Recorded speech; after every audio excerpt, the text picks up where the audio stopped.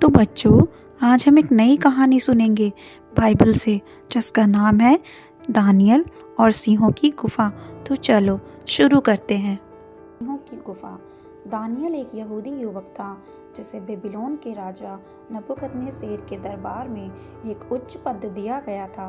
वह अपनी बुद्धिमत्ता, समझदारी और परमेश्वर में विश्वास के लिए जाना जाता था। जब दानियल का पद बड़ा हुआ तो अन्य दरबारी उसकी सफलता से जलने लगे और उन्होंने दानियल के खिलाफ एक साजिश रचने का निर्णय लिया। उन्होंने राजा डेरियस के पास जाकर कहा कि उसे एक ऐसा कानून बनाना चाहिए कि सभी लोग केवल राजा की पूजा करें। जो भी इस आदेश का पालन नहीं करेगा उसे सिंहों की गुफा में डाल दिया जाएगा। राजा ने बिना सोचे समझे इस कानून को मंजूरी दे दी, क्योंकि वह दानियल की ओर आकर्षित किया गया था और दानियल के प्रति उसकी प्रशंसा थी। जब दानियल को इस नए कानून के बारे में पता चला तो उसने अपने विश्वास को नहीं छोड़ा, क्योंकि उसका विश्वास परमेश्वर पर बहुत बड़ा था। उसने अपने कमरे के खिड़की के पास जाकर 3 बार प्रार्थना की। जैसा वो पहले करता था वैसा ही करता रहा। उसके इस कार्य ने उसके शत्रुओं को मौके पर ला दिया, जिन्होंने उसे राजा के पास ले जाकर शिकायत की। तब राजा डेरियस को दानियल के दोषी होने का पता चला।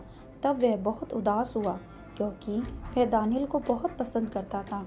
लेकिन कानून के बनाए जाने के अनुसार राजा को दानियल को सिंहों की गुफा में डालना पड़ा।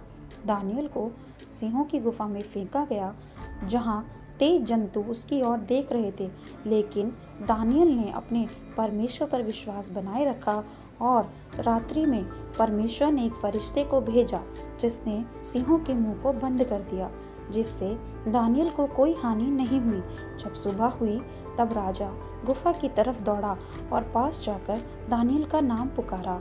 दानियल ने उत्तर दिया कि वह बिल्कुल ठीक है, उसे कोई नुकसान नहीं हुआ, क्योंकि उसका परमेश्वर उसके साथ था। राजा ने बहुत खुश होकर दानियल को सुरक्षित बाहर निकाला और दानियल के शत्रुओं को उनकी योजना का परिणाम भुगतने के लिए सिंहों की गुफा में फेंक दिया।